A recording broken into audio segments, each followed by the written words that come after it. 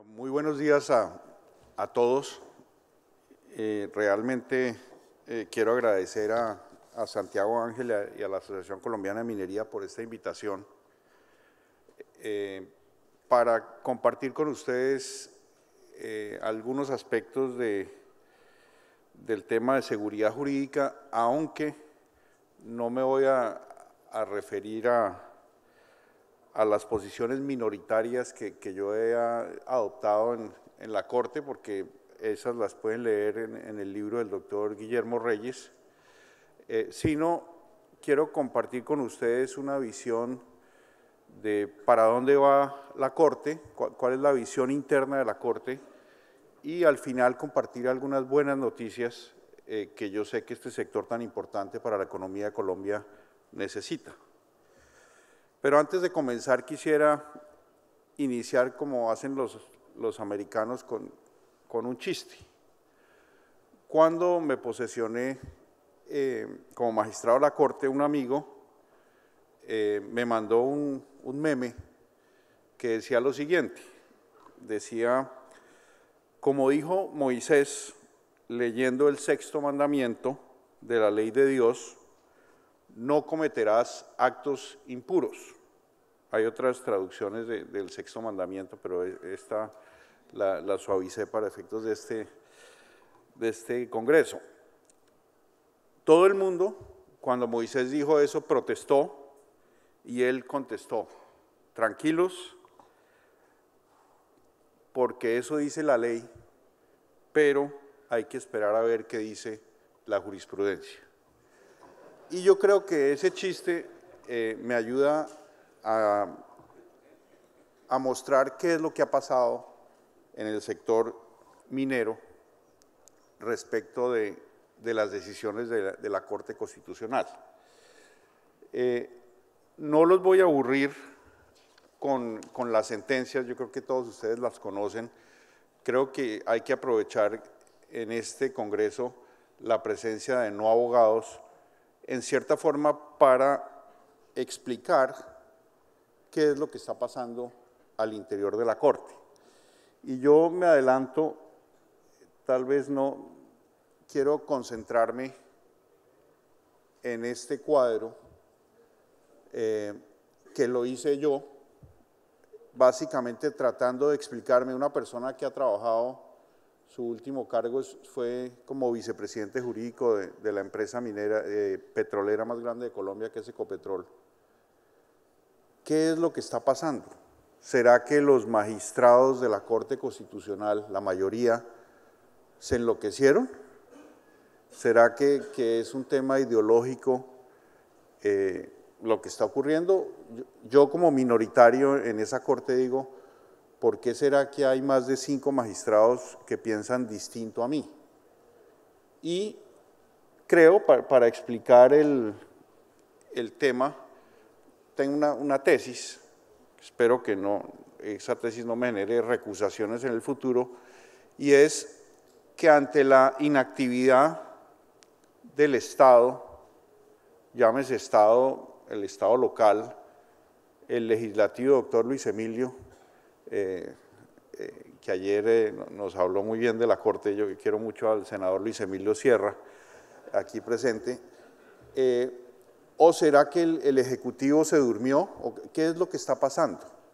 Y yo diría, mi explicación es, la mayoría de la Corte Constitucional decidió, ante la inactividad de los otros órganos del Estado, decidió la misma Corte empezar a decir, no, aquí tenemos que ser activos para imponer lo que se llama la licencia social para operar. Esa es mi explicación a lo que ha venido pasando. Se puede criticar el activismo judicial, pero yo, digamos, siendo un miembro de un cuerpo colegiado, tengo que defender ese cuerpo colegiado, a pesar de que en el 100% de las veces en las decisiones sobre minería no he estado de acuerdo con las posiciones mayoritarias de la Corte. Pero entonces, ¿cuál es el problema? Mi problema es esta explicación, y es tanto el Estado, de pronto también las empresas y obviamente las comunidades. Ha habido un cambio en esos vectores de este triángulo ha habido cambios importantes que 5 años atrás no se habían presentado, y eso lo que genera, en términos de la industria minera, eso se llama seguridad jurídica, pero yo quisiera, digamos, llamar la atención en este importante foro en el sentido de que tal vez la Corte ha venido jugando un rol que ningún otro órgano estatal ha venido jugando. Y obviamente este triángulo nos muestra cómo al revisar, por ejemplo, si era o no exequible el artículo 37 del Código de Minas, había habido por lo menos 3 sentencias, y lo que muestra la evolución de las sentencias es que la última decisión, en la cual obviamente yo era el ponente y perdí frente a la mayoría, la última decisión se declaró inexequible el artículo 37 del Código de Minas porque violaba la reserva de ley orgánica. ¿Qué quería decir eso? Que es el Congreso, doctor Luis Emilio, quien tiene que expedir una ley orgánica donde, de acuerdo al artículo 288 de la Constitución Política, se diga cómo es que hay que negociar el tema de la minería, pues el tema de la explotación de los recursos no renovables, recursos naturales no renovables. Eso, digamos, fue lo que ocurrió. Se declaró inexequible un artículo del Código de Minas que prohibía a los municipios prohibir la actividad minera en sus municipios. En palabras del señor ministro de Minas, a quien respeto mucho y a quien le tengo mucho cariño y preocupación de tener ese cargo tan difícil, él hizo un buen ejemplo, y es cuando una pareja se divorcia, y está hablando entre el Estado nacional y el Estado local, el destino de los hijos no lo puede tomar ninguno de los dos padres, hay que sentarse a negociar. Eso ya lo había dicho la sentencia C123 de 2014, que después fue en cierta forma derogada por la sentencia que declaró la inexequibilidad del artículo 37 del Código de Minas. ¿Qué se hizo ahí? Se le dijo al Congreso: señor Congreso, defina usted las reglas a través de las cuales se van a sentar el Estado local y el Estado nacional para ver si hay minería en el territorio. ¿Cómo compatibilizar el tema del subsuelo, que es de propiedad de la nación, frente al tema del suelo, cuya facultad de regularlo lo tienen los consejos municipales?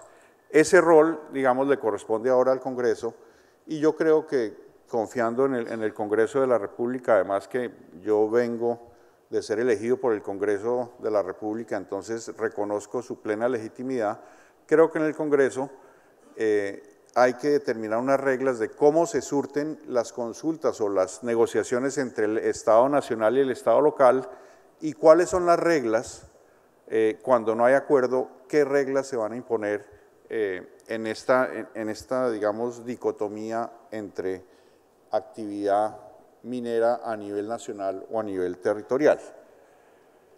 ¿Qué generó estos cambios? Yo creería que un detonante de estos cambios, como alguna vez se lo dije a mi ex jefe Juan Carlos Echeverry, yo creo que el tema de la modificación a los artículos 360 y 361 de la Constitución en materia de regalías fue una muy buena reforma.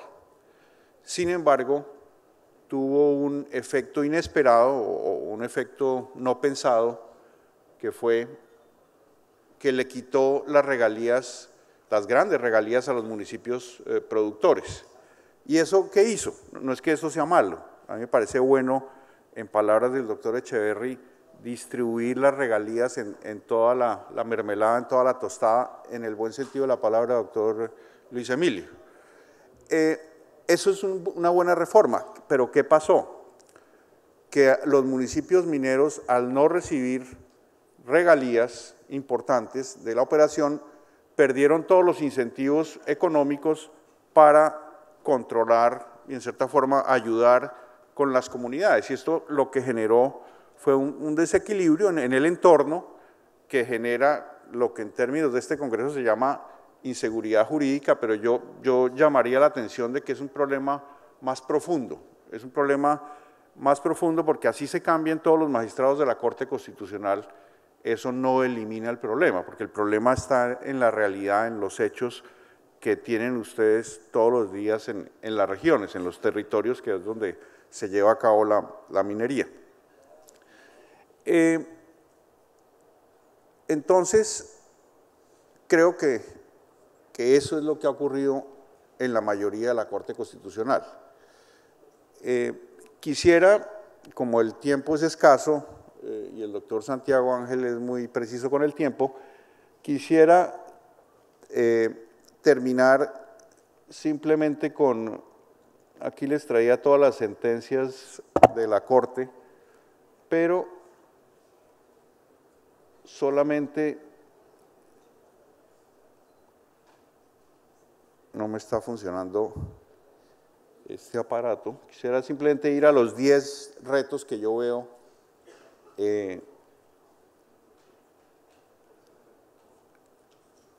bueno, no importa.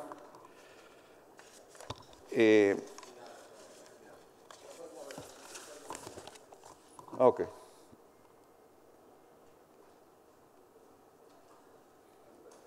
Bueno, vamos a la diapositiva 20, si se puede desde allá. Según estoy viendo aquí me quedan 3,34 minutos. Doctor Santiago, entonces voy a tratar de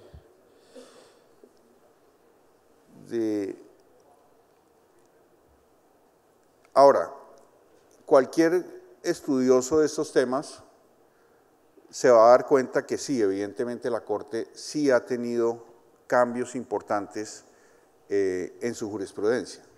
En particular, una sentencia que fue posterior a la declaratoria de inexequibilidad del artículo 37 del Código de Minas, que fue la sentencia del magistrado Palacio, en la cual dijo que era posible que los municipios prohibieran la minería.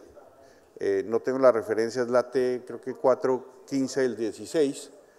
Esa sentencia, en mi opinión, se desbordó en cierta forma el balance que debe existir entre entidades locales y entidades nacionales. Pero yo creo que, y quería terminar con estas conclusiones, es cómo contrarrestar fenómenos, 10 temas para terminar ya, cómo contrarrestar los fenómenos del NIMBY y del banana. NIMBY, que quiere decir Not in my backyard, y ese es un fenómeno que uno ve mucho, llegó a Colombia, caso ejemplar es el tema de Cajamarca. Es muy fácil preguntarle a una comunidad, ¿usted quiere minería aquí o no? Pues la comunidad va a decir que no.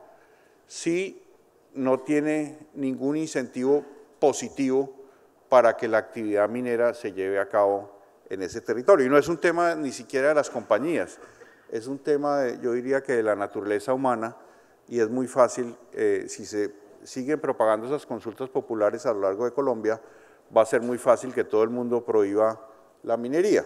Pero yo creo que ahí todos tenemos que tener un rol de sensatez para que esto se pueda llevar a cabo.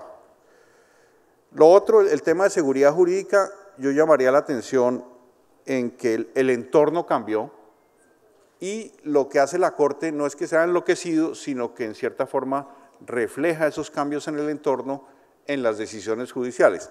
Algunas de ellas, obviamente, excesivas, fallos extrapetitas, sobre todo en materia de tutela, pero yo creo que con la nueva Corte este va a ser un tema que va a volver a un cauce natural en la medida en que la mayoría de los nuevos elegidos son copartidarios aquí del doctor Luis Emilio Sierra, es gente, digamos, más sensata y menos progresista, diría yo. Lo otro que diría es cuál es el valor económico de un título minero si uno no tiene licencia social para operar. Ese es un tema económico, simplemente me hago la pregunta, Si uno no tiene licencia, tiene todos los títulos y todavía no tiene, por ejemplo, licencia ambiental, ¿cuál es el valor económico? Este va a ser un tema que se va a discutir en muchos de los tribunales internacionales que tiene Colombia.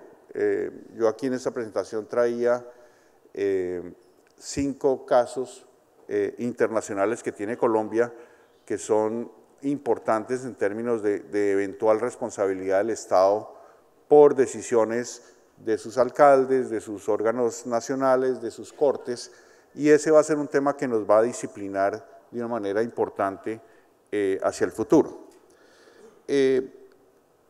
Minería versus medio ambiente, yo creo que ese es un falso dilema, yo creo que el desarrollo sostenible es la solución en ese tema. La consulta previa a las comunidades indígenas, yo creo, ya se me acabó el tiempo, doctor Santiago, voy a terminar. Yo creo que la consulta previa es un tema que hay que racionalizarlo. No hay derechos absolutos en la Constitución.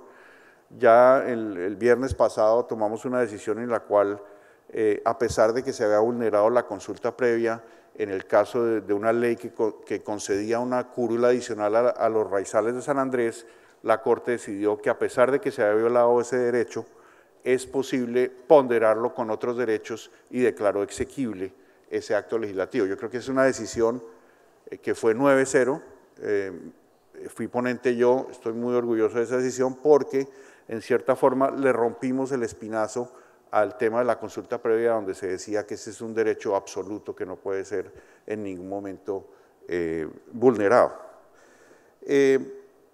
Está todo el tema de la minería ilegal, yo le quitaría la palabra minería ilegal y le pondría explotación ilegal, porque es que la palabra minería ilegal genera ya unos sesgos en contra de la minería.